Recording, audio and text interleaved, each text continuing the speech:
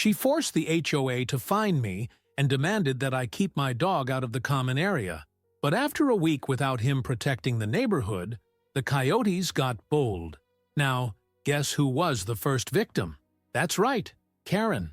And when she asked for help, well, I had the perfect answer to give. Living in a neighborhood with an HOA is already a challenge in itself.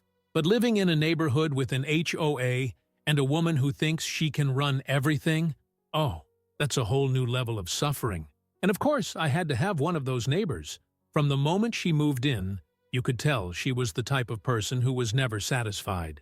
She complained about parked cars, fussed about fences, sent me notices about trash cans that didn't fit in with the aesthetics of the street. And then she discovered my dog, Thor, a majestic German shepherd, strong, loyal, and the true guardian of the neighborhood. He wasn't just my dog, he was an institution in the neighborhood. He grew up there, always alerting the neighbors to anything suspicious. If a stranger walked past the houses at night, Thor noticed it before anyone else. If a wild animal tried to get into someone's garden, Thor scared them away. Everyone liked him, or rather, almost everyone, because, apparently, barking was an unforgivable crime for the new neighbor. The problem started when she decided that Thor's noises were disturbing the peace of the community. "The barking is incessant," she complained to the HOA. And what irritated me the most? The fact that Thor didn't bark for no reason. If he made noise, it was because there was something outside. But the woman didn't want to know. She started writing down the times he barked, as if she were gathering evidence for a lawsuit. One day, I came home and found an official notice from the HOA. "Your dog is violating the neighborhood noise policy. $200 fine. If the problem persists, further penalties will be applied." Oh, how lovely. Karen had gotten what she wanted, to turn the dog that protected the entire neighborhood into a problem. I tried to argue. I explained that he wasn't barking for fun. He was a guard dog. He was protecting the community. But of course, logical arguments don't work with people who think the world revolves around their own navel. "Rules are rules," she said, with that little smile of someone who thinks she's won. Thor had to be kept indoors at night, and that's when the real trouble began. Because without him watching the neighborhood, visitors from the woods noticed, and they weren't friendly. The Coyotes were watching the neighborhood, and with Thor silenced, they were ready to pounce. It didn't take a week for Thor's absence to make an impact. Before, the Coyotes would lurk, prowling the neighborhood's boundaries, but never daring to come close. Because they knew there was a dog there, a guardian. But now they were free. On the second night without Thor in the yard, the invasion began. In the early hours of the morning, I heard desperate barking, but it wasn't Thor's. It was the neighbor's dog's. Small, fragile. The next day, gossip spread. Mrs. Peterson's Chihuahua was gone. It had simply disappeared from the yard. The fence was open. A few footprints in the dirt indicated that something had taken it. The next night, 2 more dogs were gone. And it wasn't just the dogs. The gardens were torn up, garbage bags torn, dirty footprints on the concrete sidewalks. It was pandemonium. And me? I just watched, because I knew exactly why this was happening. And she knew exactly who was to blame.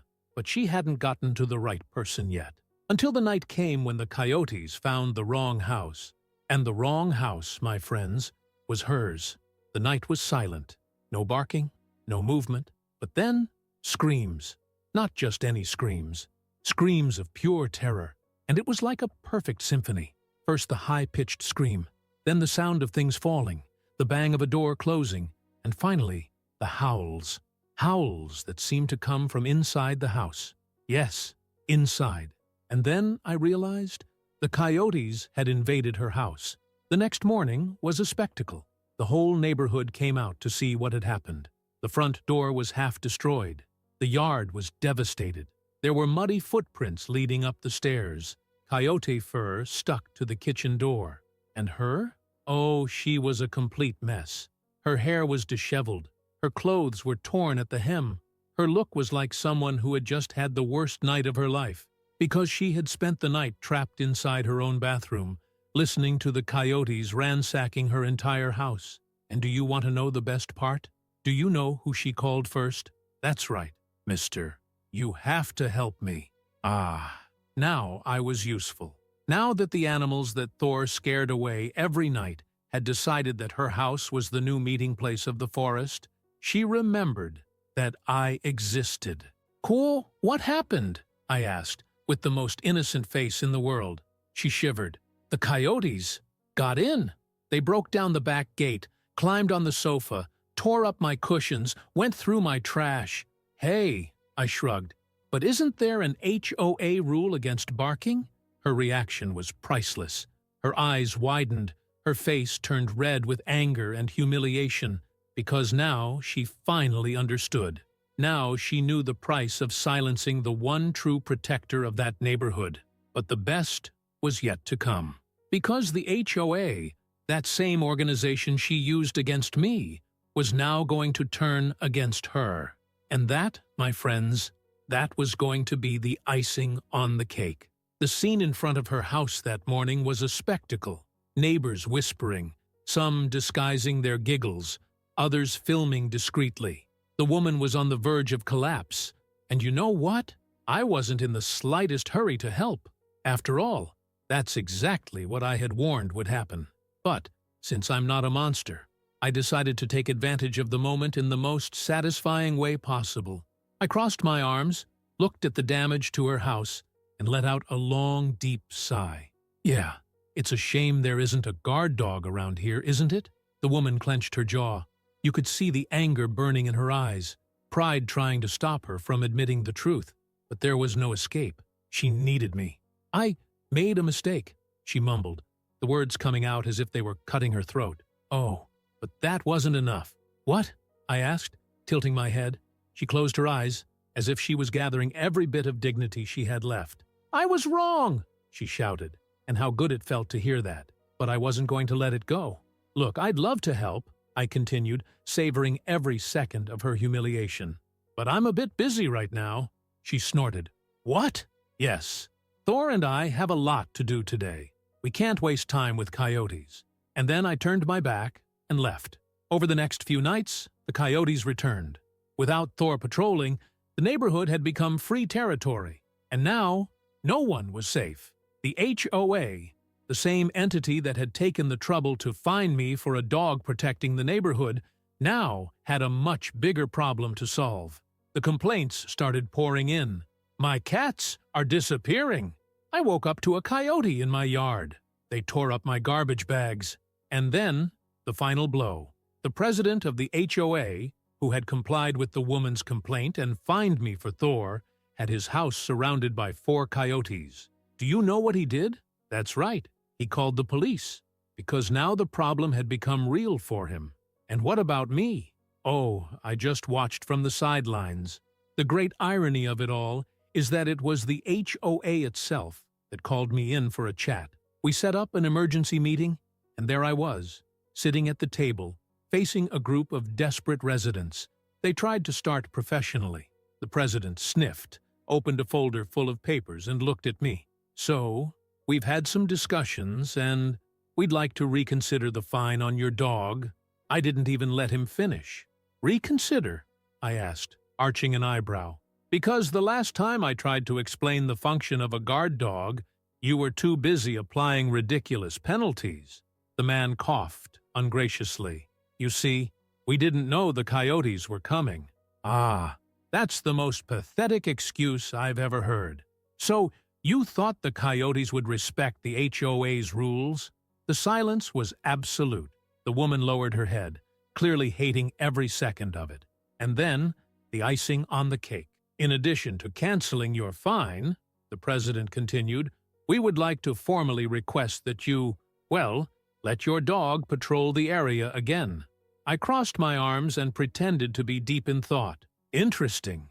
You want me to do for free the job you forbade me to do before? The president swallowed. The woman shrank back in her chair. And then I released my condition. Not only must the fine be canceled, but I want a formal apology on the HOA's website acknowledging that you made a mistake." The president's eyes widened. The woman turned pale. "That's not necessary, right?" she tried. "Either that, or you learn to live with coyotes." Silence. Tense exchanges of glances. Until, finally, the president sighed in agreement.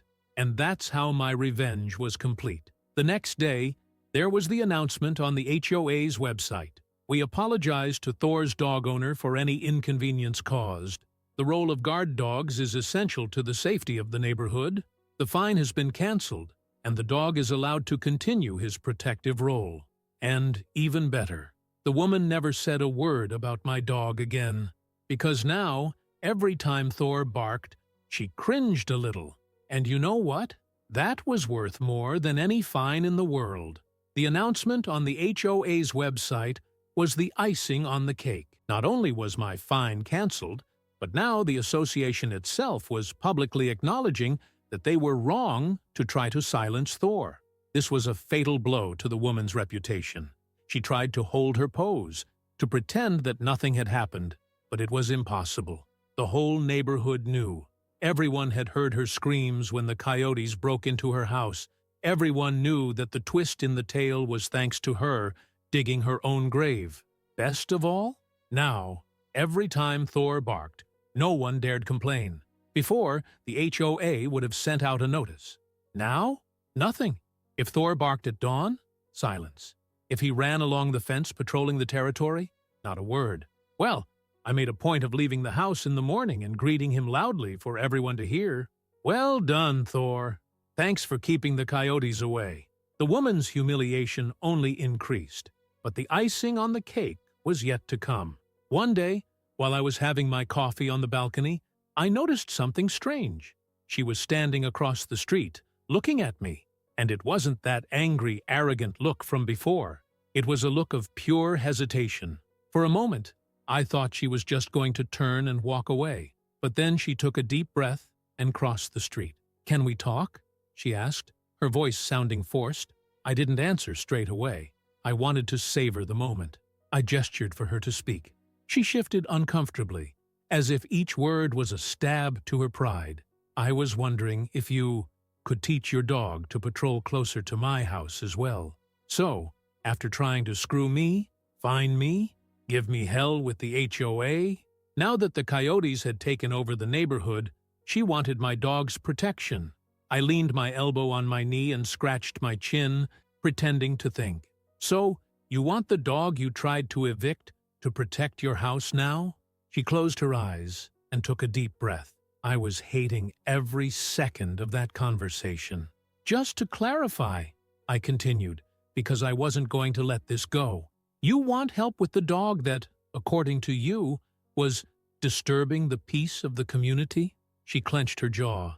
It was obvious that she wanted to swear at me, but she needed me. Yes, how good that felt. I crossed my arms and looked at Thor, who was lying quietly on the balcony, watching everything. "I don't know. He can be a bit noisy. Don't you want to call the HOA again?" Now she looked like she was about to explode, but she knew she had no choice. She had lost.